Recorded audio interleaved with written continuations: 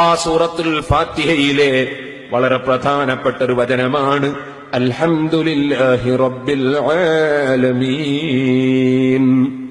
ഇവിടെ എല്ലാവരും ശ്രദ്ധിക്കേണ്ട ഒരു വിഷയം ഞാൻ പല പ്രസംഗങ്ങളിലും ചൂണ്ടിക്കാണിച്ചിട്ടുണ്ട്. റബ്ബിൽ ആലമീൻ, റബ്ബിൽ എന്ന ലാമിന് സുക്കൂൻ ചെയ്ത ശേഷം ആലമീൻ എന്ന ഐന്, ആലമീൻ എന്ന ഐന് പ്രത്യേകം ശ്രദ്ധിച്ച് ഓതണം. ഇല്ലെങ്കിൽ ഐനുണ്ടാകൂല, ലാമിനൊരു ശബ്ദമായി മാറും. എങ്ങനെ? അൽഹംദുലില്ലാഹി റബ്ബിൽ ആലമീൻ. ചില ആളുകളൊക്കെ ഓതൽ അങ്ങനെയാണ്, റബ്ബിൽ ആലമീൻ. ലാമിന് ഒരു ശബ്ദ കൊടുത്തിട്ട് രണ്ട് ലാമാക്കി ഓതുകയാണ്, ഐന് നഷ്ടപ്പെട്ടു പോവുകയാണ്. അപ്പോൾ നിസ്കാരം ബാത്തിലാവുകയാണ്. അതുകൊണ്ട് അൽഹംദുലില്ലാഹി റബ്ബിൽ ആലമീൻ, റബ്ബിൽ എന്ന ലാമിന് സുക്കൂൻ ചെയ്തിട്ട് ആലമീൻ എന്ന ഐന് പ്രത്യേകം ശ്രദ്ധിക്കണം. അൽഹംദുലില്ലാഹി റബ്ബിൽ ആലമീൻ. ഇതുപോലെ ഒന്നുകൂടി ശ്രദ്ധയിൽപ്പെടുത്തട്ടെ. അർറഹ്മാനിർ റഹീം, അവസാനം ഒരു മീമുണ്ട്. മാലികി യൗമിദ്ദീൻ, അതിന്റെ തുടക്കത്തിലും ഒരു മീമുണ്ട്. അപ്പൊ അർറഹ്മാനിർ റഹീം എന്നോതിയിട്ടൊരു ശ്വാസമെടുക്കണം.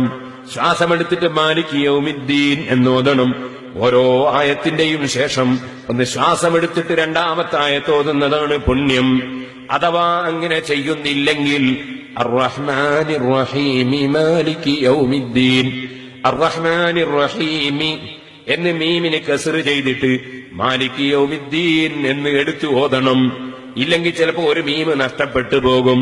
അർറഹ്മാനിർ റഹീം മാലികി യൗമിദ്ദീൻ, ഒരു മീമ് നഷ്ടപ്പെട്ടു പോയി, നിസ്കാരം ബാത്തുലായി പോയി. അവിടെ സൂക്ഷിക്കണം. ഇതുപോലെ ഞാൻ പറയട്ടെ, ഗൈറിൽ മഗ്ദൂബി അലൈഹിം വലദ്ദാല്ലീൻ,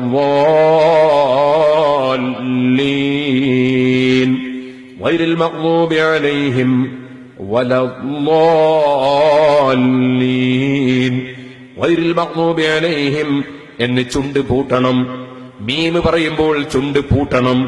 എന്നിട്ട് വലദ്ദാല്ലീൻ ചുണ്ട് തുറന്നുകൊണ്ട് വാവ് വേറെ മൊഴിയണം. ഗൈറിൽ മഗ്ദൂബി അലൈഹിം വ എന്ന് പറയരുത്. ഗൈറിൽ മഗ്ദൂബി അലൈഹിം വലദ്ദാല്ലീൻ. ഇത്രയും ഫാത്തിഹയിൽ പ്രത്യേകം ശ്രദ്ധിക്കണം സുഹൃത്തുക്കളെ. ആ സൂറത്തുൽ ഫാത്തിഹയിലെ വളരെ പ്രധാനപ്പെട്ട ഒരു വചനമാണ്.